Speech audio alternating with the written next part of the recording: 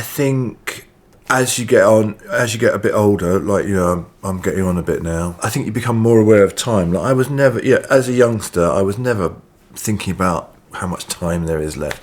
You think you've got all the time in the world when you're in your 20s, 30s, 40s even, you know. But actually, you realise that time is short. It speeds up as well, that's the thing. So just go for it, you know.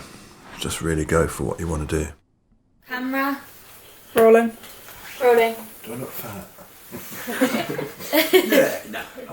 Hi, I'm Alan, and my what do? I do film, photography, music, just general content creation. I would say, in today's terminology, and I capture, I record, I sort of archive events and things that have happened throughout my life. It just seems to come naturally somehow.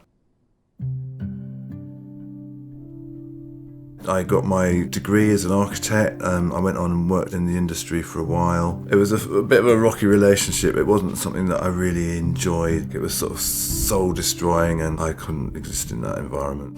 You've asked me before, how did I make that switch from architecture back to the music? It was just a case of going back to what I was loving doing, you know. I had a couple of #1 hits in the dance world. I had a dance hit in Britain with Judy Cheek's "So in Love, the Real Deal," which was, you know, nice. And then in America we had a track which I co-wrote with Mick Walsh called "Set Me Free," and that went on to be #1 in the dance chart in Billboard I can't remember what year, you have to look that up, but it was a shame because the record was huge in America, and then they were going to release it in Europe, but it never got released here, and I had no idea how successful it was until we went to Miami and we sat down with some friends that we'd met in Miami, and they introduced us to some other people that arrived. We all sat outside on this big table outside this cafe, and this complete stranger sat down next to me and said, "So Alan, what kind of music do you write?" And at that moment, the track came on the speakers outside this cafe. It was like, that was my track. And I went, oh, well, this is one of mine. And he just went, "Oh my God, that's my favourite record. They play it 3 times a night on Fire Island or something." You know, it was ridiculous, the timing of it. So I was like, yeah. But it never got released here. So it was a shame. And, you know, I think I got a couple of grand from it, but that was it really. It was all a bit of a rock and roll, you know, story, another rock and roll story. There's so much luck involved in the music industry. You know, you can be so close to sort of big success and it can suddenly disappear or vaporise.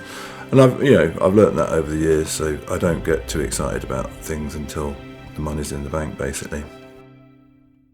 I came across this actually in the last couple of days while we've been moving stuff around in the house, and it's a box full of lots of kind of odds and ends and bits and pieces.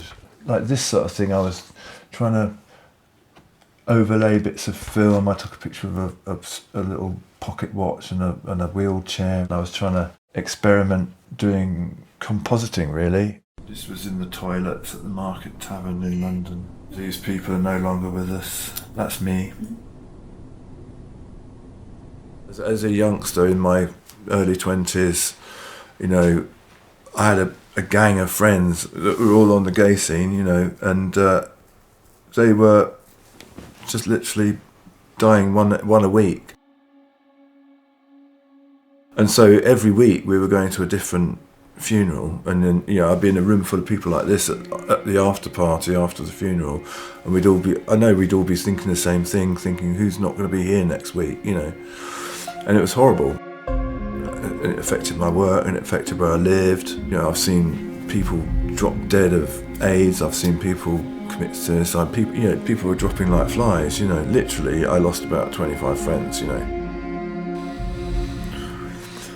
Yeah, I think the AIDS crisis helped me make decisions about how to live my life. Definitely.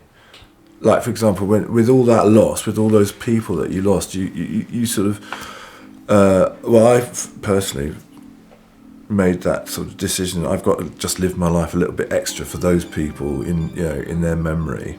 I mean, I can feel it now. You know, sort of the emotion's there. I can feel it. So it's yeah, you have to kind of carry on in their name a little bit. Just live your life the way you fucking want to live it. You know, don't let anyone tell you what to do. You know, with the world as it is, you don't have time to think like that anymore. I think you've got to do what you want to do, make the most of this moment, because, you know, tomorrow might never come.